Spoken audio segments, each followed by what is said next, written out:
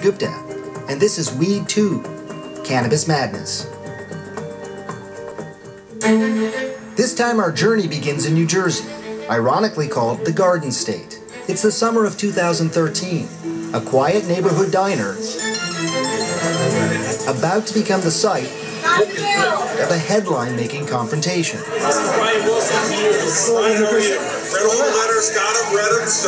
Between a frantic father, Brian Wilson, and the outspoken governor, Chris Christie, all over Wilson's 2-year-old daughter, Vivian. I was wondering what the holdup is. It's been like 2 months now, or a month and a half. It's very well documented. These are complicated issues. Very simple issue. No, I know you think it's simple. It was a David and Goliath moment. You've got a governor who's one of the leading Republicans in the nation, and this dad who's got a little girl who he's desperately worried and in love with, who just wants to do the best thing for her. You see, Brian Wilson's daughter, Vivian, was dying. Her brain continuously locked in seizures, and nothing had worked. The Wilsons were now pinning their hopes on medical marijuana. They'd read about marijuana on the internet, and they saw stories about it saving lives. Like little Charlotte Figge, whose story was told in our first documentary, Weed. I remember I was actually at the gym on the treadmill, and I saw a preview. I was watching the TV. I was so excited because I knew that everything was going to change at that moment. They hoped marijuana would rescue Vivian from the virtual prison she lives in, where bright lights, loud sounds, and patterns can all induce a seizure. That's why she wears that patch on her eye. I say if Vivi could be blindfolded, she'd be seizure-free, because it's everything. It's all visual stimuli. She can't leave the house. Vivian, do you know this book? Vivian and I first played together in her darkened, quiet, very controlled bedroom. It quickly became clear how tremendous a toll this isolation takes on Vivian, but also the entire family. No one here has a normal life, including Vivian's older sister, 4-year-old Adele. Like every day on the way home from school, she's like, can we stop at the park? And I'm like, we can't stop at the park because Vivian's nurse leaves at 5 and we have to be home.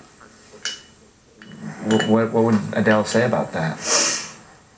She'll say, we can't, when we pass the park, she says, those kids are at the park, but we can't go to the park because Vivian has seizures.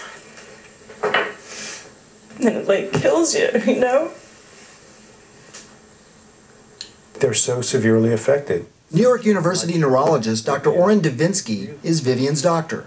He's also one of the world's leading epilepsy experts. I think for the families who have given Western medicine a really good chance, and there are a lot of them, and Western medicine has failed their children. But the Wilsons now found themselves in the political crossfire of pot. Marijuana was legalized for medicinal use here in New Jersey right before Christie took office in January of 2010. It was done by his Democratic predecessor. But once in office, Christie blocked the legislation for more than a year. He eventually signed one of the strictest, most limiting medical marijuana bills to date. Just 6 approved stores in the entire state, and perhaps most damaging for Vivian, no edible forms of marijuana allowed, which was crucial. The only option then for this 2-year-old would be to inhale it. Talk to Brian Wilson. Protests erupted across the state. And that's why Brian Wilson took things into his own hands that day in August. We've had our experts reach out to you. Have you heard from our doctors? I have read everything that's been put in front of me in a hospital. It became known as the dust-up in the diner. I mean, it was all over CNN. It was national news. It was like Libya, Vivian Wilson's father on the CNN home. I mean, it was crazy. Hi, how are you? Nice to meet you. Good to see you. It's a battle these families understand better than anyone. There's no hope left in Miami. There was nothing else to do. Each of these families wanted medical marijuana for their sick children.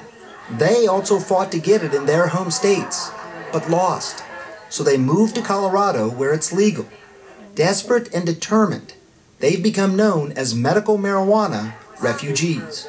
I came from Arizona. We've left a lot back in Alabama. Unfortunately, we had to break the news to his folks that we're not going to be coming back to Texas.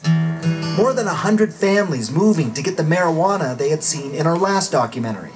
It's called Charlotte's Web, named for the little girl we profiled. It's a plant that doesn't get you high, but is loaded with a chemical called cannabidiol, or CBD, which seems to help reduce seizures, even when nothing else has worked. It changed Charlotte's life. Because the drier it is, it'll extract more. Thousands of parents called to ask the growers, Josh Stanley and his brothers, if it could possibly work for their children. And you tell them, potentially, it could. Nothing's for sure. And I said, well, unfortunately, you have to move to Colorado.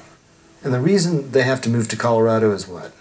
Because anything that's grown in Colorado has to stay in Colorado. This is the most absurd idea that we would have to do this to get medicine.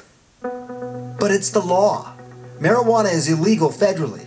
So even if you're prescribed it legally in a medical marijuana state, even if it works, even if it is your last hope, you're out of luck. You can't carry it across state lines. So for the Wilsons, completely uprooting their lives and moving seemed to be the only option to help Vivian. It's the hardest thing in the world to have to do. We have all of our family here. We have our job. There's so much that we'd have to do. But just weeks after the dust-up in the diner, just around the time the Wilsons allowed us to start filming their story exclusively, we received word that Governor Christie had eased his stance.